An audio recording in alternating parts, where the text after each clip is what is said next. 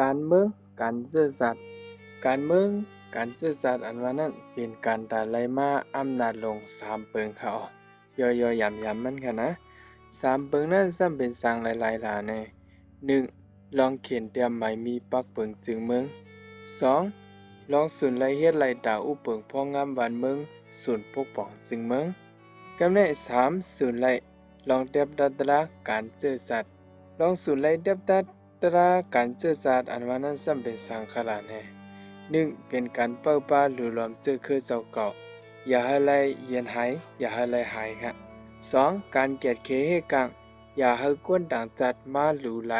โอมอื่นเจอคือเจ้าเก่าก็ไม่3การเฮ็ดให้เจอคือเจ้าเก่า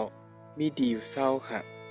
4การเปิดเกียดเคให้กังปันอย่าให้กวนต่างจัดมาหิมเอาดีอยู่ดีเศร้าเจอคือเจ้าเก่า หมายหาในการปกป้องปันฟิงเงฟิงทุ่งดิกไลความหลาดเสือคือเจ้าเก่า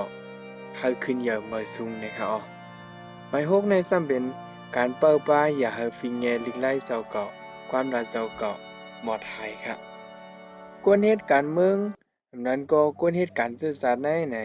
กวนเฮ็ดการเมืองเขาเนี่ยกำน้ำในว่นตาเลไล่มาอำนาจด้วยค่ะเมื่อไปไล่อำนาจนั้นได้ก็ลาดว่าดีเฮ็ดปันอันนั้นอันน่ะ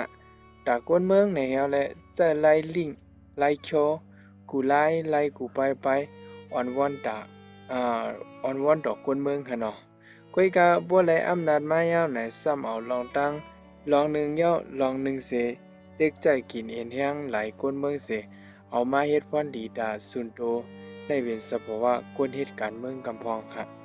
อันละเด็กก็เฮ็ดอยู่ค่ะก้อยกะมันมีเอกกำเอกค่ะ กวนเหตุการณ์ซื่อสัตย์กวนเหตุการณ์ซื่อสัตย์เดะอำเมือหนังกวนเหตุการณ์เมืองค่ะกวนเหตุการณ์ซื่อสัตย์ในเสมือนคือขลาในปล่อยบ้างการส่วนตัวเสเหตุการณ์ปูนด่างกวนดังนำค่ะ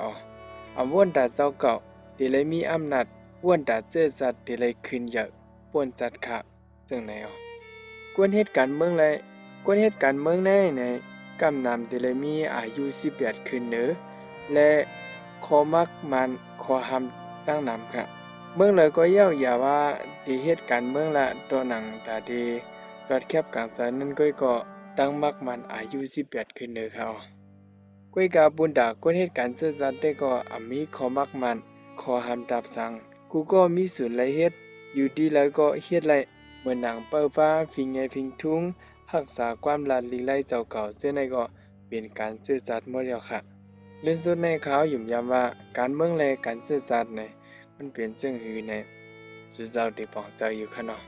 เอาค่ะสังซึ่งว่าสุเจ้ามีดังหันถึงหันคึกเหลือเตือดอนอันไหนก็คอมเมนต์ปันข่าวไว้ตั้งแต่ในเสกรรมอย่านำค่ะ